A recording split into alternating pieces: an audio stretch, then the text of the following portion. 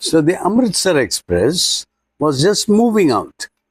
It was moving slowly enough for me to be able to jump on the footboard of one of the carriages. But I hesitated for some urgent, unexplicable reason. I hesitated long enough for the train to leave without me. When it had gone and the noise and the busy confusion of the platform had subsided, I found myself standing alone on the deserted platform. The knowledge that I had 100 stolen rupees in my pajamas only increased my feeling of isolation and loneliness. I had no idea where to spend the night. I had never kept any friends because sometimes friends can be one's undoing. I didn't want to make myself conspicuous by staying at a hotel. And the only person I knew really well in town was the person I had robbed. Leaving the station, I walked slowly through the bazaar, keeping to dark, deserted alleys. I kept thinking of Arun.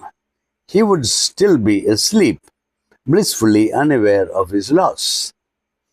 I have made a study of men's faces when they have lost something of material value. The greedy man shows panic. The rich man shows anger. The poor man shows fear. But I knew that neither panic, nor anger, nor fear would show on Arun's face when he discovered the theft. Only a terrible sadness, not for the loss of the money, but for my having betrayed his trust. I found myself on the Maidan and sat down on a bench with my feet tucked up under my haunches.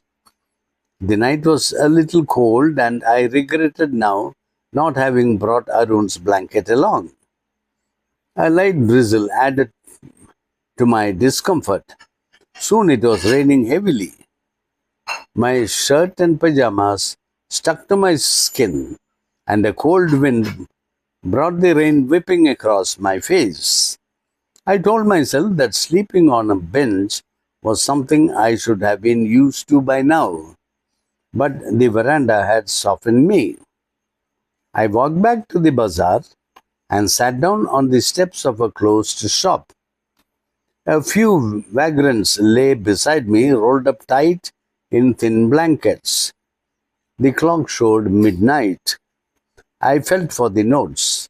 They were still with me, but had lost their crispness and were damp with rainwater. Arun's money. In the morning, he would probably have given me a rupee to go to the pictures. But now I had it all. No more cooking his meals, running to the bazaar, or learning to write whole sentences. Whole sentences? Wow, that was something I had forgotten in the excitement of 100 rupees. Whole sentences, I knew, could one day bring me more than 100 rupees. It was a simple matter to steal and sometimes just as simple to be caught. But to be a really big man, a wise and successful man, that was something. I should go back to Arun, I told myself, if only to learn how to write. And write a whole sentence. Perhaps it was also a concern for Arun that drew me back. A sense of sympathy is one of my weaknesses, and through hesitation over a theft, I had often been caught. A successful thief must be pitiless. I was fond of Arun, my affection for him, my sense of sympathy, but most of all my desire to write whole sentences drew me back to the room. I hurried back to the room extremely nervous, for it is easier to steal something than to return it undetected. If I was caught beside the bed now, with the money in my hand, or with my hand under the mattress, There could be only one explanation, that I was actually stealing it. If Arun woke up, I would be lost. I opened the door clumsily and stood in the doorway in the clouded moonlight. Gradually, my eyes became accustomed to the darkness of the room. Arun was still asleep. I went on all fours again and crept noiselessly to the head of the bed. My hand came up with the notes. I felt his breath on my fingers.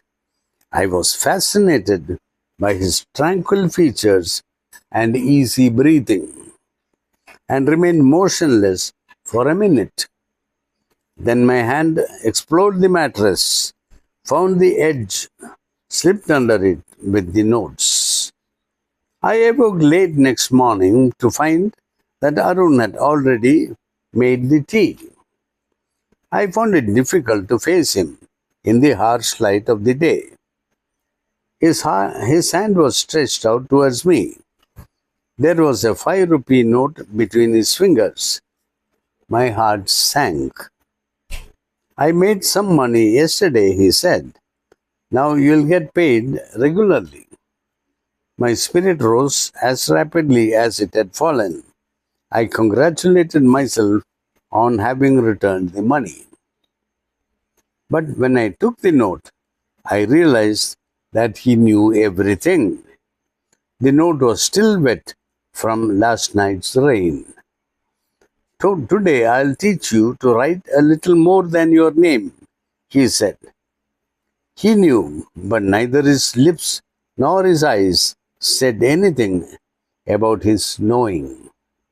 I smiled at Arun in my most appealing way, and the smile came by itself without my knowing it. That's it. Just a nice little story which gives you the picture of it without actually tying it up. I hope you liked it. I liked it.